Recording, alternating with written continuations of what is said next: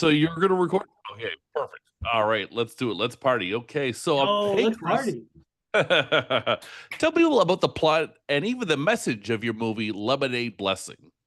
Sure, yeah. Lemonade Blessing is a movie about a Catholic high school freshman, child of divorce. His mom, devout mom, sends him to this buttoned up school, and he falls in love with this rebellious atheist girl who basically has him commit sacrilegious dares in order to further their relationship. So he's trying to love two people who both want him to be someone completely different. And, comedy ensues, I guess. It's really a movie for those who have felt like putty in their own hands. They're always shaping themselves into different contortions to like appeal to the people in front of them and get their love, that sort of thing.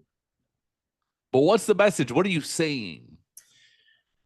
I think I don't know if I could like broadcast like one particular message. I think I'm just trying to honestly portray a coming of age adolescent experience. And there are a lot of things that come along with that as a byproduct, right?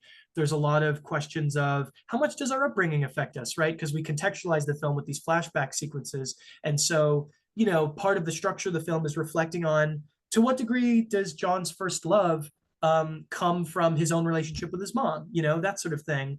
But then there's also, the school, and there's some, sexist and patriarchal messaging within the school. I think these things are all a byproduct of just trying to take the characters seriously and explore what it is that they're experiencing. So I couldn't really boil it down to like one message. I think my message would just be like, please watch it and have your own experience with it and come to your own conclusions. All right, fair enough, fair enough. Uh, Tell people about your cast and what were they like to work with? Oh, dude, they were so cool. I love them. I'm really happy to say that they're just like my good friends. Like even Jake, I was just hanging out with him yesterday. We were playing Super Smash Bros. Like we're gamers. We love it. Like we're I loved Jake ever since I saw him in eighth grade in 2018.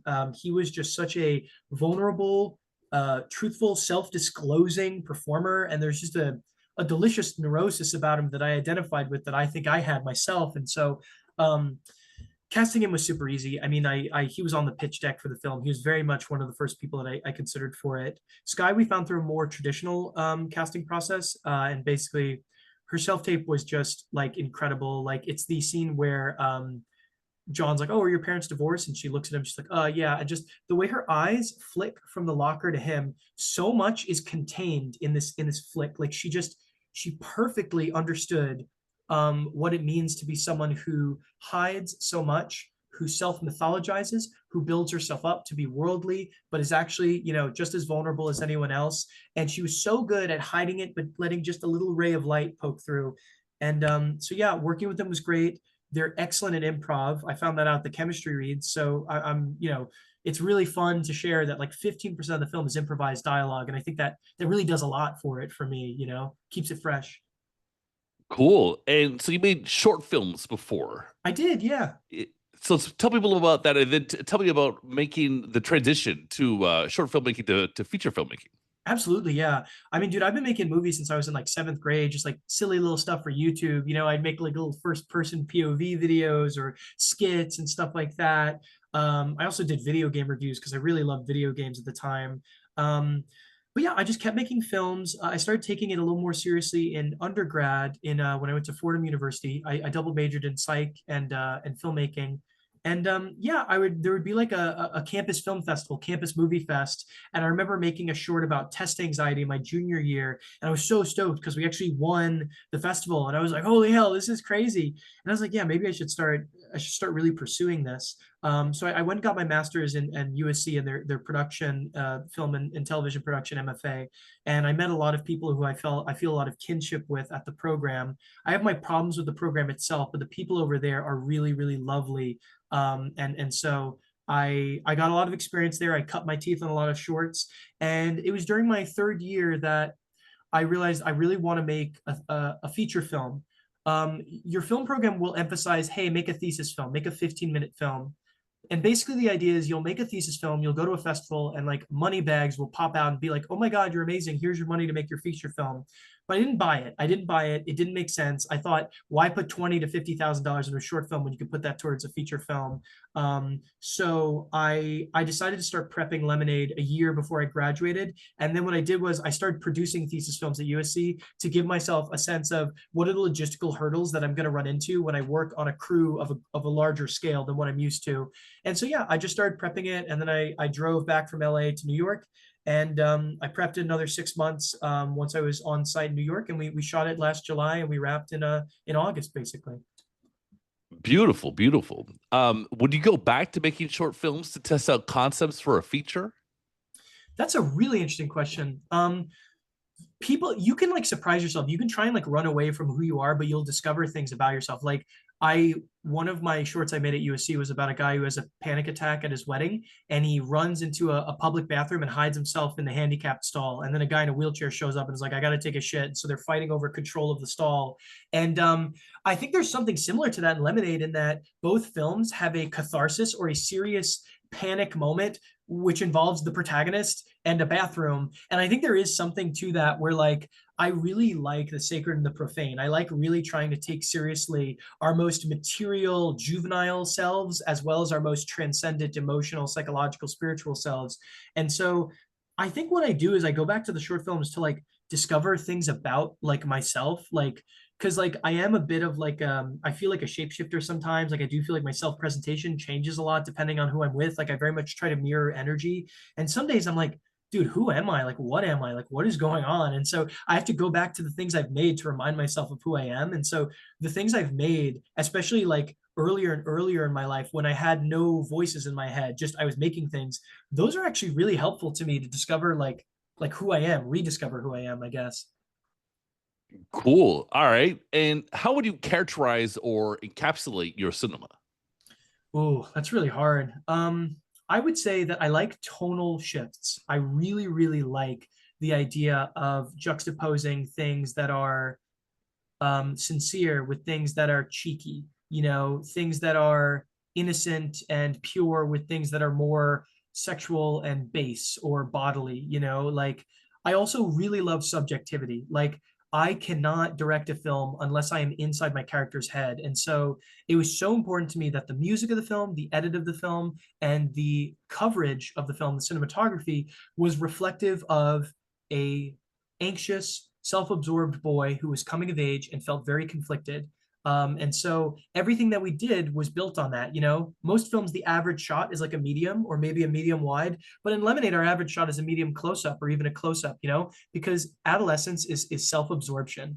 And so I'm not saying that every film I would do would be mediums and medium close ups, but rather, sorry, medium close ups and close ups, but rather everything I do is subjective. I really am interested in this from a psychological perspective. How do you get inside someone's head, and how do you orient all the tools of filmmaking to make the film a representation of what it's like to be that person? So I would say that's probably the best way I could sum it up. Okay, okay. And what does it mean for you personally to be programmed at the Tribeca Film Festival? Dude, it's wacky. I mean, yeah, I'm a New York boy, so it's really sick to be like walking around Manhattan and be like, "Yo, we're gonna be premiering here." What? Like, it's really surreal. I Mm. frankly, I try not to think about it. It's like really, I mean, I've never even been interviewed in my life before today. Like this is all insane. Like I'm having an out of body experience for, but like, it's cool, and I think it's getting cooler. Like at first, I was kind of like, oh my god, and I had a bit of a scarcity mindset where I was like, oh shit, like, like how am I gonna do this? Like how am I gonna do this right? How am I gonna give a good like speech? Like how am I gonna make another good film afterwards? But now I'm trying to like really be in the moment and just like enjoy it for what it is. So I think I'm increasingly feeling really excited about it, I would say. Okay, cool. Do you have a favorite Robert De Niro movie? Oh wow. Okay. His performance, I'm not saying like this is the best like film he's been in like as a film, but his performance in Killers of the Flower Moon was so evil. It was pitch black evil. But if I were to combine like one of his best performances with just one of his best films, it's got to be like Raging Bull. I mean, Raging Bull is outstanding. What an absolute firecracker of male insecurity, and like just like Scorsese is so good about films that are like the rise and fall of people. Like he loves like having a circular structure where you start with nothing, you get everything, you go back to nothing. Even if you still have material wealth, at the end of a Scorsese film, you still have nothing because you sold your soul. You know what I mean? And he's so fucking great, dude. I would kill. I wanted to see this movie so bad, dude. I would be so happy if you saw this movie. Well, Scorsese, it's interesting you say that. Scorsese is, I would associate him as maybe almost like a Catholic filmmaker, or you think at least his relationship with religion, sort of like you said, the arcs and the weaves, that informs what's going on for sure. Last Temptation of Christ might be considered blasphemy, but like it's made by someone who has a relationship with Jesus. How would you how would you describe how your vision of religion informs your filmmaking? I would say religion is like any other man-made tool. It could be used for good or for ill. And I think religion has done a lot of incredible things for the world. It's facilitated a lot of amazing things. This goes for every religion, the Abrahamic ones, Hinduism, Buddhism, like all the major world faiths provide a lot of people social fabric that, frankly, I think is missing from a lot of modernity.